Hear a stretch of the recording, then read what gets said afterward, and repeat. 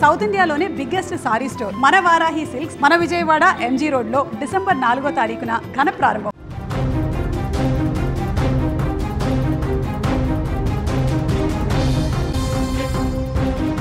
శ్రీలంకలో నెలకొన్న తీవ్ర ఆర్థిక సంక్షోభం అక్కడి తమిళుల జీవితాలను చిన్నాభిన్నం చేస్తుంది. నిత్యావసరాల ధరలు ఆకాశాన్ని అంటడంతో కనీసం కడుపు నింపుకోలేని దుస్థితిలో పలు కుటుంబాలు సముద్ర మార్గంలో అక్రమంగా ఇప్పుడు తమిళనాడుకు శరణార్థులుగా తరలి వస్తున్నారు. చాలా సంఖ్యలో, వందల సంఖ్యలో ఇలా వస్తున్న వారికి తమిళనాడు ప్రభుత్వం అండగా నిలుస్తూ పునరావాస కేంద్రాలలో ఆశ్రయాన్ని కూడా కల్పిస్తోంది. శ్రీలంకలో 2021 నుంచి మొదలైన ఆర్థిక సంక్షోభం ప్రజల బ్రతుకులను అక్కడ అతలాకుతలం చేసింది.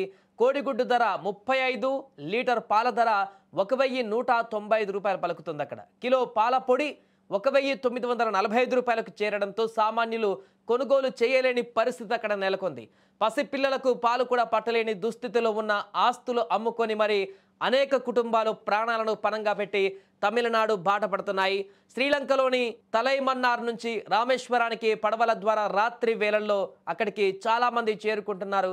ఇలా వచ్చిన వారిని అధికారులు మొదట మండపం శిబిరానికి తరలించి వివరాలు నిర్ధారించుకున్న తర్వాత రాష్ట్రంలోని ఇతర పునరావాస కేంద్రాలకు పంపిస్తున్నారు. ప్రస్తుతం రాష్ట్ర వ్యాప్తంగా సుమారు 110 పునరావాస శిబిరాలలో 20,000 కుటుంబాలకు చెందిన 65,000 మంది నివసిస్తుండగా మరో 35,000 మంది బయట నివసిస్తున్నారు.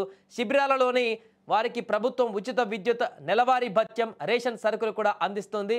ఇక శిబిరాలలోని ఇల్లు శిథిలావస్థకు చేరడంతో వాటి స్థానంలో ముఖ్యమంత్రి స్టాలిన్ నేతృత్వంలోని ప్రభుత్వం కొత్త గృహాలను కూడా నిర్మిస్తుంది. గతేడాది 79.70 కోట్లతో 1,591 ఇళ్లను నిర్మించగా గత నెలలో పలు జిల్లాలో మరో 772 నివాసాలను సీఎం ప్రారంభించారు. 1983 నుంచి ఇప్పటి వరకు లక్షలాది మంది శ్రీలంక తమిళులు శరణార్థులుగా తమిళనాడుకు వచ్చారు. ఈ నేపథ్యంలో తాజా పరిస్థితుల కారణంగా మరికొంతమంది శ్రీలంక నుంచి వలస బాట పడుతున్నటువంటి సందర్భం అయితే నెలకొంది.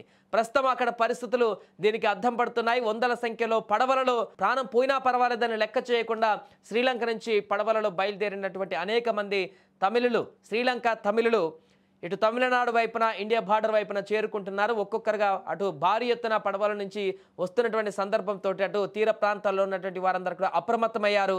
ప్రస్తుతం శ్రీలంకలో తీవ్ర ఆర్థిక సంక్షోభం అనేది అక్కడ ఉన్నటువంటి ప్రజలకు శాపంగా మారింది. అక్కడ విద్యార్థులే కానీ మిగతా మధ్యతరగతి కుటుంబాలే కానీ వారందరూ కూడా తీవ్ర ఆందోళనకు గురవుతున్నటువంటి పరిస్థితి నెలకొంది.